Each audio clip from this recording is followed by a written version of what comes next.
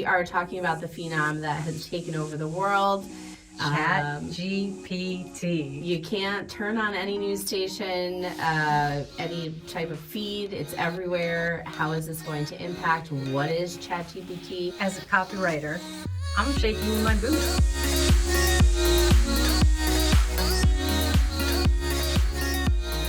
First, let's talk about what it is. So if you want to give us a good explanation. Yes.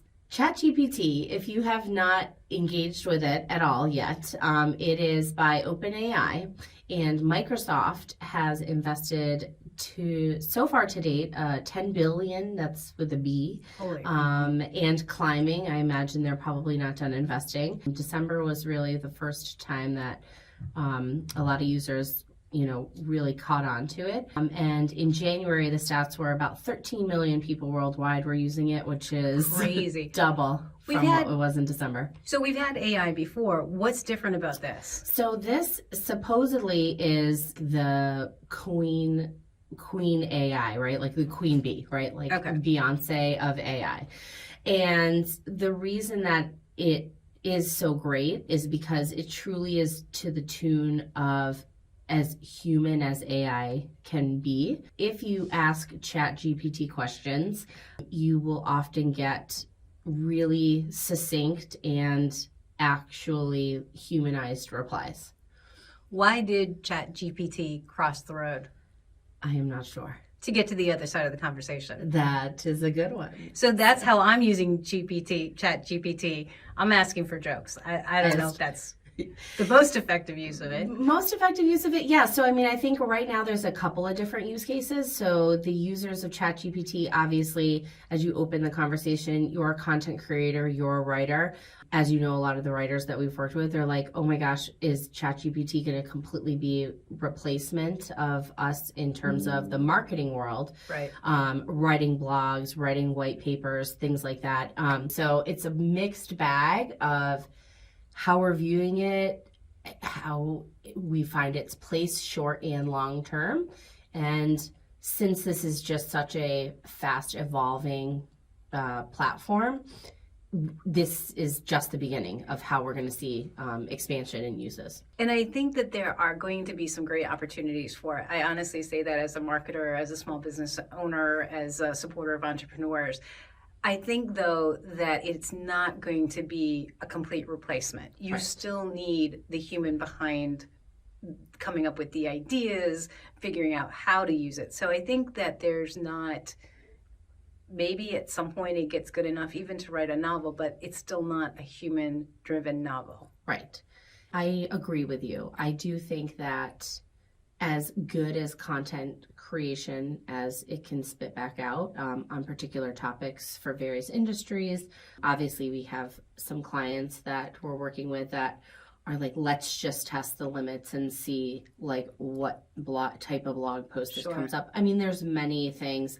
A lot of times that we've seen so far, it spits out about 400 words, right? Well, if you know from SEO algorithms, 400 words on a page is barely scratching the surface for what robots, would say is a thought leadership position. So while I think ChatGPT will get you started on a piece of content, you need an expert in that in that field to come in, to round out that, to do expansions, to bring that human eye touch to it. I think it's a useful tool. I think it's far from landing in the place where it truly finds a home and figuring out, in the educational space, in the marketing world space, in, different use cases, 10-year-old joke telling, like how exactly, how does this work? From a business perspective, first of all, it's free right now. Yes. We don't know what's going to happen in the future.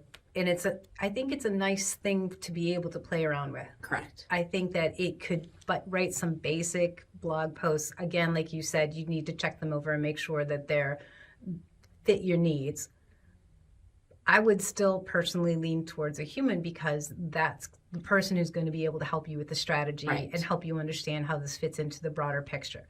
Right. But let's talk about some things that businesses can use it for now. Research.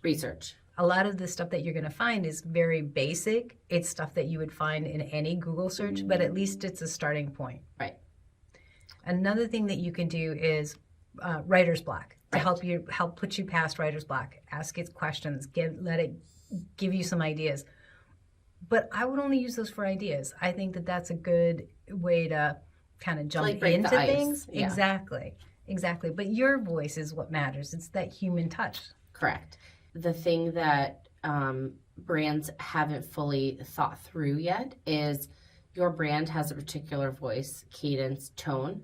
ChatGPT has its own tone. It is truly AI. It's also truly, obviously as in AI, it's based on historical input. So depending on the voice that has been put into it in various scenarios, again, this is the closest to, true human speak from an AI that we've seen in a long time,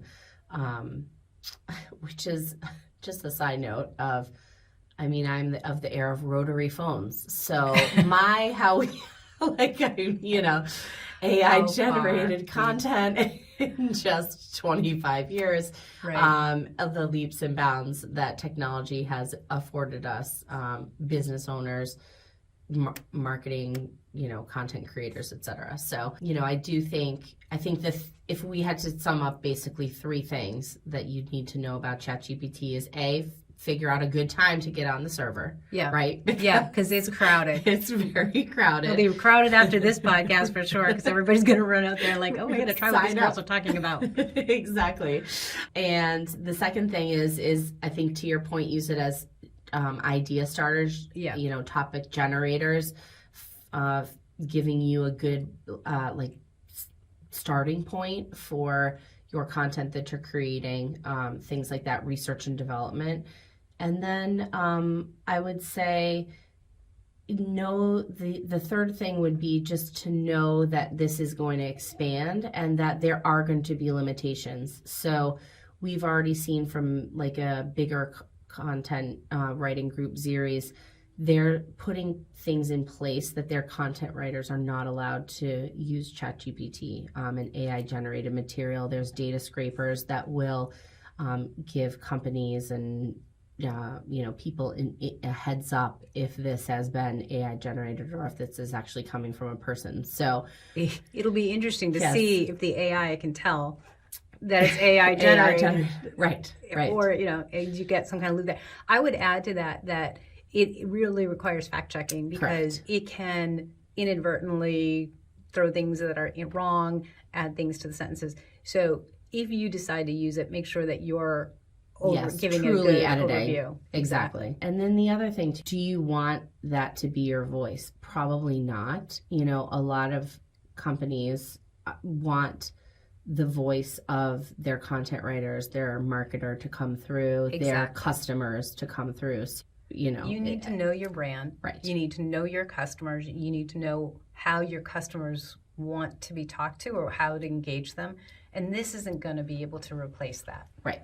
Exactly. So, to be determined once, ChatGPT 4 launches and takes over the world, we'll see what new nuances that carries and what new things that will bring. But for now, I think just understanding how to use an AI generated tool to supplement and springboard your business, questions, things like that, I think it's worth trying. And without fail, you can always ask it jokes. So if you need a little icebreaker at a friend's dinner party this weekend, get it to start out your speech. Exactly. Yeah.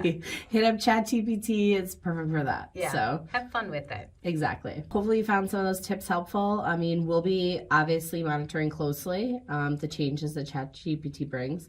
And we'll keep you posted on any new stuff that we learn. All right. Sounds good. Thank you. All right. Talk to you in the next episode. Yes. Thanks. Bye.